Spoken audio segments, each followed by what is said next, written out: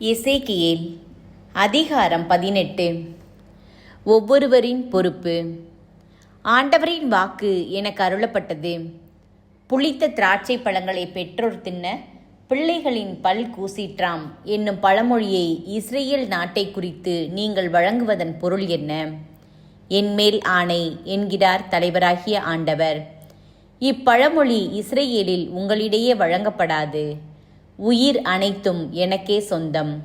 பெற்றோரின் உயிர் என்னுடையது, பிள்ளைகளின் உயிரும் என்னுடையதே. பாவம் செய்யும் உயிரே சாகும். ஒருவன் நேர்மையாளராயிருந்து நீதியையும் நேர்மையையும் கடைபிடித்தால் மலைகளின் மேல் உண்ணாமலும் இஸ்ரேல் வீட்டாரின் சிலைகளை நோக்கி தன் கண்களை ஏறெடுக்காமலும் பிறன் மனைவியை கரைப்படுத்தாமலும் தீட்டுள்ள பெண்ணை நெருங்காமலும் இருந்தால் அடுத்திருப்பவனை ஒடுக்காமலும் கொள்ளையிடாமலும் இருந்து கடன் வாங்கியவனுக்கு அடைமானத்தை திருப்பிக் கொடுத்து பசித்தவனுக்கு தன் உணவை பகிர்ந்தளித்து ஆடையின்றி இருப்பவனுக்கு ஆடை அணிவித்து இருந்தால் வட்டிக்கு கொடாமலும் கொடுத்ததற்கு அதிகமாய் பெறாமலும் இருந்து தன் கையால் அநீதி செய்யாது விலகி மனிதரிடையே எழும் வழக்குகளுக்கு நீதியுடன் தீர்ப்பளித்தால் என் நியமங்களையும் நீதி நெறிகளையும் கடைபிடித்து உண்மையுள்ளவனாக நடந்து கொண்டால் அவன் நீதிமான் ஆவான். அவன் வாழப்போவது உறுதி என்கிறார் தலைவராகிய ஆண்டவர்.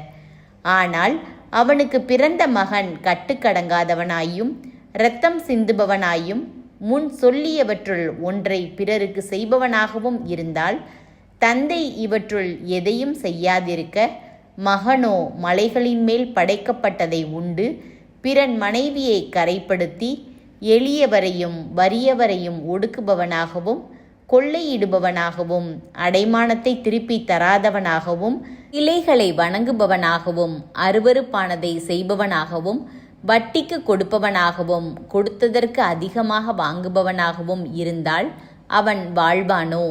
அவன் வாழமாட்டான். அருவருப்பான இவற்றையெல்லாம் அவன் செய்துள்ளதால் அவன் சாவது உறுதி. அவனது இரத்தப்பழி அவன் மேலேயே இருக்கும். ஆனால் இவனுக்கு பிறந்த மகன் தன் தந்தை செய்த பாவங்களையெல்லாம் கண்டு நெளிந்து அவ்வாறு செய்யாதிருந்தால், அதாவது மலைகளின் மேல் படைக்கப்பட்டதை உண்ணாமலும் இஸ்ரேல் வீட்டாரின் சிலைகளை வணங்காமலும் பிறன் மனைவியை கரைப்படுத்தாமலும் ஒருவரையும் ஒடுக்காமலும் அடைமானம் பெறாமலும் கொள்ளையிடாமலும் பசித்தவருக்கு தன் உணவை அளித்தும் ஆடையின்றி இருப்பவருக்கு ஆடை கொடுத்தும் எளியவருக்கு தீங்கு இழைக்காமலும் வட்டி வாங்காமலும் கொடுத்ததற்கு அதிகமாய் வாங்காமலும் என் நீதி நெறிகளை கடைபிடித்தும் என் நியமங்களின்படி நடந்தும் இருந்தால் அவன் தன் தந்தையின் குற்றத்திற்காக சாகமாட்டான். அவன் வாழ்வது உறுதி. மாறாக அவன் தந்தை பிறனை கொடுமைப்படுத்தி கொள்ளையடித்து தன் இனத்தாரிடையே நல்லன அல்லாதவற்றை செய்தால் தன் குற்றத்திற்காக மடிவான். ஆயினும் தந்தையின் குற்றத்தை மகன் ஏன் சுமக்கக்கூடாது என்று நீங்கள் கேட்கலாம்.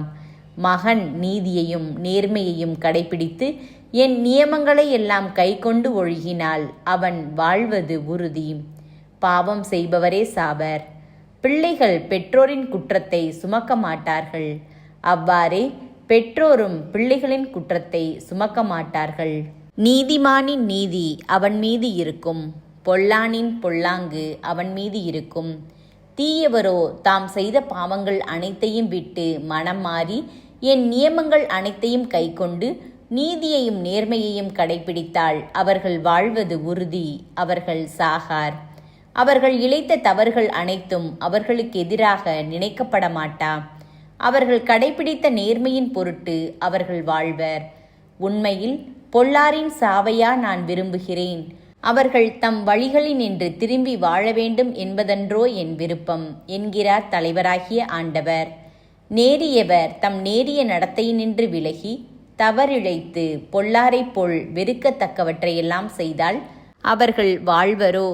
அவர்கள் கடைபிடித்த நேர்மையானதெதுவும் நினைக்கப்பட மாட்டாது. அவர்கள் இழைத்த துரோகத்தின் பொருட்டும் செய்த பாவத்தின் பொருட்டும் அவர்கள் சாவர். ஆயினும் தலைவரின் வழி செம்மையானதாக இல்லை என்று நீங்கள் சொல்கிறீர்கள்.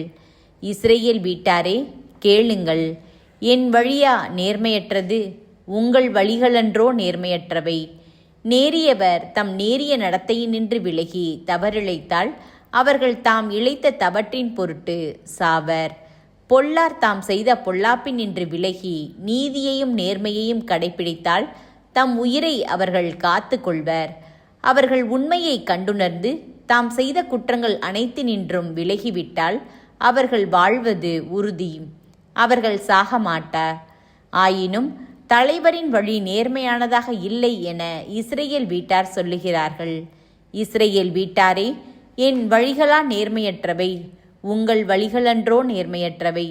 எனவே இஸ்ரேல் வீட்டாரே, ஒவ்வொரு மனிதரையும் அவருடைய வழிகளை கொண்டே நான் தீர்ப்பிடுவேன் என்கிறார் தலைவராகிய ஆண்டவர்.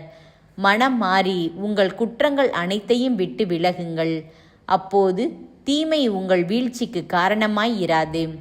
எனக்கு எதிராக நீங்கள் இழைத்த குற்றங்கள் அனைத்தையும் விட்டுவிடுங்கள்.